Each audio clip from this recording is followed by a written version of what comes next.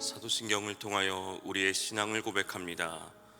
전능하사 천지를 만드신 하나님 아버지를 내가 믿사오며 그 외아들 우리 주 예수 그리스도를 믿사오니 이는 성령으로 잉태하사 동정녀 마리아에게 나시고 본디오 빌라도에게 고난을 받으사 십자가에 못 박혀 죽으시고 장사한 지 사흘 만에 죽은 자 가운데서 다시 살아나시며 하늘에 오르사 전능하신 하나님 우편에 앉아 계시다가 저리로서 산자와 죽은 자를 심판하러 오시리라. 성령을 믿사오며 거룩한 공예와 성도가 서로 교통하는 것과 죄를 사하여 주시는 것과 몸이 다시 사는 것과 영원히 사는 것을 믿사옵나이다. 아멘. 하나님 아버지, 주님의 이름을 높여드리는 이 시간, 주님을 깊이 만나는 시간이 되게 하여 주시옵소서. 말씀과 기도로 나아갈 때 은혜를 더하여 주시옵소서. 오늘 또 예수 그리스도를 내 삶의 구주로 모시고 살아가는 삶이 되기를 원합니다. 날마다 주님과 더 가까이 함으로 주님과 동행하는 복을 누리는 하루가 되게 하여 주시옵소서.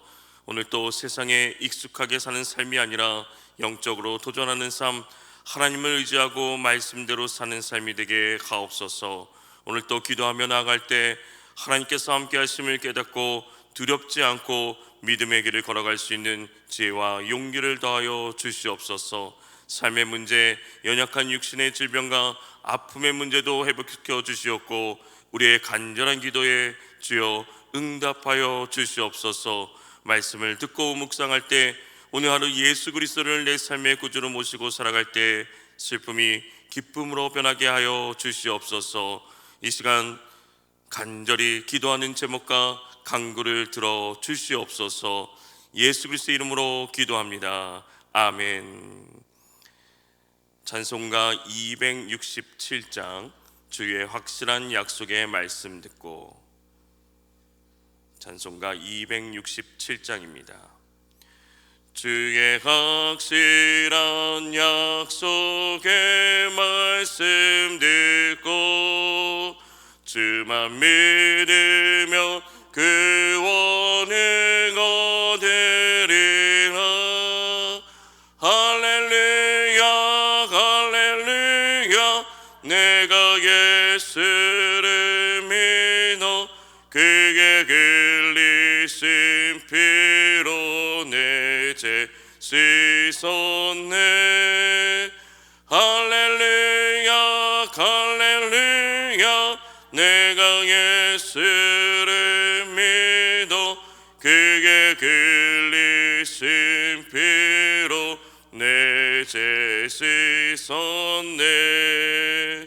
나의 갈 길이 험하고 위험하나 항상 예수의 도구세 믿고 가네. 할렐루야 할렐루야. 내가 예수를 믿어 그의 흘리신 피로 내 죄 씻었네. 할렐루야 할렐루야. 내가 예수를 믿어 그의 흘리신 피로 내 죄 씻었네. 주의 보좌에 천사들 들러서서 우리 구주를 높이고 찬양하네. 할렐루야 할렐루야. 내가 예수를 믿어 그의 흘리신 피로 내 죄 씻었네. 할렐루야 할렐루야. 내가 예수를 믿어 그의 흘리신 피로 내 죄 씻었네. 예언자들과 왕들도 반열 푸른 길 따라 나와 찬송하네. 할렐루야 할렐루야 내가 예수를 믿어 그의 흘리신 피로 내 죄 씻었네.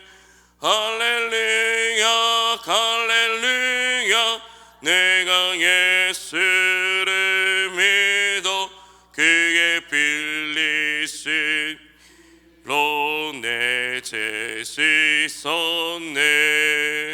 우리 모두 다 그 반열에 따르며 함께 즐거운 찬송을 부르리라. 할렐루야 할렐루야 내가 예수를 믿어 그의 흘리신 피로 내 죄 씻었네. 할렐루야 할렐루야 내가 예수를 믿어 그의 흘리신 피로 내 죄 씻었네. 아멘. 하나님의 말씀은 나훔 1장 1절에서 3절 말씀입니다. 나훔 1장 1절에서 3절 구약성경 1299면입니다. 나훔 1장 1절에서 3절 말씀을 함께 읽겠습니다. 니느웨에 대한 경고 곧 엘고스 사람 나훔의 묵시의 글이라. 여호와는 질투하시며 보복하시는 하나님이시니라. 여호와는 보복하시며 진노하시되 자기를 거스르는 자에게 여호와는 보복하시며 자기를 대적하는 자에게 진노를 품으시며 여호와는 노하기를 더디하시며 권능이 크시며 벌받을 자를 결코 내버려 두지 아니하시니라. 여호와의 길은 회오리 바람과 강풍이 있고 구름은 그의 발에 티끌이로다. 아멘. 오늘 하루도 그리스도 예수의 성품을 닮아가는 삶이 되시기를 주님의 이름으로 축복합니다. 여러분들 중에는 축구 경기를 좋아하시는 분들이 계실 것입니다. 축구를 좋아하지 않더라도 월드컵 경기가 있거나 한일전 경기가 있으면 한 번쯤 경기를 보면서 응원하곤 합니다. 지난 2022년 카타르 월드컵도 마찬가지였습니다. 특별히 조별리그 최종전이었던 포르투갈전은 2대1로 역전승을 거두면서 16강에 진출하게 되었습니다. 이 포르투갈 경기에서 극적인 역전골을 넣은 황희찬 선수가 상의를 탈의한 후 두 팔을 들어 올리며 알통 세레머니를 펼친 적이 있습니다. 그 후 이 황희찬 선수는 심판에게 옐로우 카드를 받게 됩니다. 황희찬 선수는 경고를 받을 것을 알았지만은 기쁨과 자신감의 표현이었다고 말했습니다. 만약 이러한 행동이 반복되었다면 그는 심판에게 레드카드를 받고 퇴장을 당했을 것입니다. 피파에서는 2004년부터 이러한 행위를 비신사적인 행동이라고 또 시간을 지연을 막고자 규정을 정하였습니다. 황희찬 선수가 받은 옐로우 카드는 그가 다시금 비신사적인 행동하지 못하게 하는 동기부여가 되었을 것입니다. 이런 경고나 처벌은 우리가 다시는 그런 일을 하지 않기 위한 동기부여를 줄 뿐만 아니라 그 모습을 지켜보는 사람들에게도 이인위감이 됩니다. 나훔서의 말씀은 고대 아수르 제국의 수도인 니느웨의 심판의 내용이 기록되어 있습니다. 니느웨는 아수르 제국의 수도였습니다. 아수르는 강력한 군사력을 바탕으로 세계를 정복하고 약탈했습니다. 주전 722년에는 북왕국 이스라엘을 멸망시킵니다. 그들은 언약의 백성이었던 유다 왕국까지도 위협하고 약탈하고 짓밟으려고 했습니다. 유다는 바람 앞에 등불처럼 위태로웠습니다. 바로 이때 하나님은 나훔을 통하여서 니느웨의 심판을 말씀하십니다. 오늘 말씀에 보면 니느웨에 대한 경고 곧 엘고스 사람 나훔의 묵시의 글이라고 말씀합니다. 엘고스 사람 나훔은 위로자라는 의미를 지니고 있습니다. 나훔은 그 이름이 의미한 것처럼 당시 남유다만 아니라 고대 근동의 수많은 나라들을 끊임없이 괴롭혀왔던 교만한 아수르의 멸망을 선포함으로써 그에게 고통을 받던 수많은 이들에게 새로운 희망과 위로의 메시지를 선사한 선지자였습니다. 이 묵시의 글은 하나님께서 나홈에게 보여주신 아수르의 수도 니느웨에 대한 계시의 글입니다. 니느웨는 주전 8세기 말엽에 아수르의 사네립 왕에 의해 아수르 제국의 수도로 정해졌습니다. 고대 근동의 정치, 경제, 문화의 중심지가 되었습니다. 그런데 하나님께서는 이 나홈을 통하여서 니느웨의 멸망에 대한 묵시를 보여주셨습니다. 나홈이 묵시를 통해서 만난 하나님이 어떤 분입니까? 오늘 2절 말씀을 보시면 여호와는 질투하시며 보복하시는 하나님이시라. 나홈은 질투하시는 하나님, 보복하시는 하나님을 만났습니다. 하나님은 택한 이 백성 이스라엘과 언약을 맺으시며 계명을 주셨습니다. 그때 자신을 가리켜 나는 질투한 하나님인즉 다른 신들을 섬기지 말라고 말씀하셨습니다. 이 질투는 이스라엘 백성과 맺으신 언약의 관계에서 비롯된 것입니다. 하나님은 이스라엘과 언약을 맺으심으로써 그들의 하나님이 되셨습니다. 백성들은 하나님의 백성이 되었습니다. 하나님께 주신 언약의 말씀에 충실할 것을 맹세했고 하나님께서는 그들을 사랑하시고 그들을 보호해 줄 것을 약속하셨습니다. 피로 인침으로 언약을 맺었습니다. 하나님은 그 언약에 충실하여 택하신 백성들을 절대적으로 사랑하십니다. 질투하는 하나님이 사랑이 있기 때문에 생겨나는 미움과 분노의 감정입니다. 남녀가 만나서 결혼이라는 언약을 맺음으로 부부가 되어 사랑을 합니다. 아내는 그 언약에 충실한데 남편이 그렇지 않다면 아내의 질투는 불같이 타오를 것입니다. 하나님은 이스라엘을 이처럼 사랑하셨습니다. 그런데 만약 아내가 고멜처럼 바람을 피운다면 질투가 불같이 일어날 수밖에 없습니다. 이는 이스라엘과 언약 관계를 회복하기 위한 하나님의 특별한 계획이라고 할 수 있습니다. 뿐만 아니라 오늘 성경은 하나님은 보복하시는 하나님이라고 말씀합니다. 보복한다는 말이 3번이나 반복되어 얘기하고 있습니다. 그리고 또 진노하신다고 말씀하고 계십니다. 누구에게 진노하시며 보복하시는 것입니까? 언약을 맺은 이스라엘을 공격하는 자들에게 진노하시고 보복하는 것입니다. 하나님은 택한 백성들과 맺으신 언약에 충실하십니다. 언약을 맺으신 이스라엘을 괴롭히는 나라들에게 반드시 보복하고 계십니다. 물론 언약의 백성이 불순종할 때 진노하시고 징계를 하십니다. 그렇지만 그것은 그들의 마음을 돌이키기 위한 수단이었습니다. 그러나 언약의 백성을 대적하고 멸망하려고 하는 자들에게는 진노를 쏟으시고 심판하십니다. 이는 하나님께서 택한 백성들을 통해서 이루고자 하시는 인류 구원의 역사와 관련되어 있기 때문입니다. 이스라엘 통하여 온 세상을 구원하시려는 하나님의 뜻을 거역하는 악의 세력은 반드시 멸하시는 것입니다. 그러나 하나님은 진노하시고 보복만 하시는 분이 아니십니다. 오늘 말씀 3절 말씀에 보면 여호와는 노하기를 더디하시며 권능이 크시며 벌 받을 자를 결코 내버려 두지 아니하시니라. 여호와의 길은 해오리 바람과 강풍이 있고 구름은 그의 발에 티끌이로다. 여호와는 노하기를 더디하십니다. 능력이 없어서 안 노하시는 것이 아닙니다. 하나님은 권능이 크십니다. 전능하신 분이십니다. 그래서 벌 받을 자를 결코 내버려 두지는 아니하십니다. 해오리 바람과 폭풍은 하나님이 다니시는 길입니다. 구름은 발밑에 있는 먼지와 같다고도 얘기합니다. 이렇게 크신 하나님께서 벌 받을 자를 반드시 심판하십니다. 우리 하나님은 기다릴 수 있는 모든 상황에까지 인내하시며 죄인들이 회개하고 돌아오기를 기다리십니다.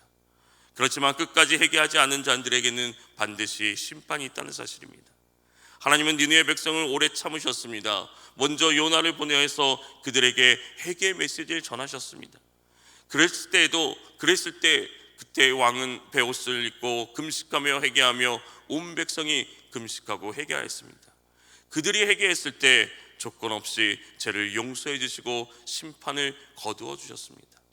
그러나 그로부터 3대나 4대가 지났을 때 다시 교만해져서 하나님을 대적하고 유다 백성을 잔인하게 짓밟았습니다. 결국 하나님께서 그들에게 심판을 내리시도록 작정하신 것입니다. 그래서 나움 선지자는 니느웨의 멸망만을 외치고 하나님의 공의를 선포하고 있는 것입니다. 그런데 이 메시지는 당시 사람들에게 공허한 소리로 들렸을 것입니다. 강력한 군대를 가진 아수르의 수도 니느웨가, 난공불락의 요새 그 니느웨가 멸망한다는 말을 누가 믿으려고 하겠습니까? 선지자 나움은 하나님으로부터 받은 그 계시를 정확하게 전달하고 있습니다. 나움은 공의로우신 하나님을 만났기 때문에 악한 자들의 죄를 결코 사하지 않고 반드시 보복하시는 하나님의 진노에 보았기 때문에 그는 선포하고 있는 것입니다. 하나님의 성품에 근거하여 니느웨가 반드시 멸망할 것을 확신하고 담대히 선포하였습니다.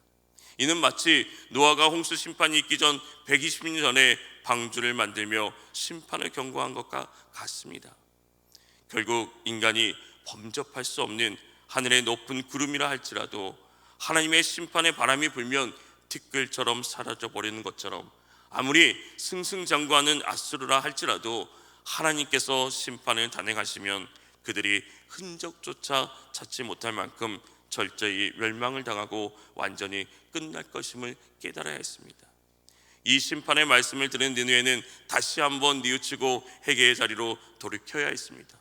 또한 니느웨의 심판을 듣는 이스라엘 역시 하나님의 은혜를 기억하게 하는 시간이 되어야 했습니다. 우리가 이 땅에서 구원의 기쁜 소식을 전하는 것도 마찬가지입니다. 우리가 예수 그리스도의 부활과 다시 오실 주님을 전해야 합니다. 하나님의 구원과 심판을 전해야 되는 것입니다. 마지막 날에 있을 심판을 전해야 되는 것입니다. 이런 말들을 믿지 않는 사람들에게 볼 때는 공허한 소리처럼 들리는 것이 당연합니다. 그럼에도 불구하고 우리는 그 사실을 확신하기 때문에 담대히 전파하는 것입니다. 왜냐하면 그것이 주님께서 우리에게 맡기신 사명이기 때문입니다.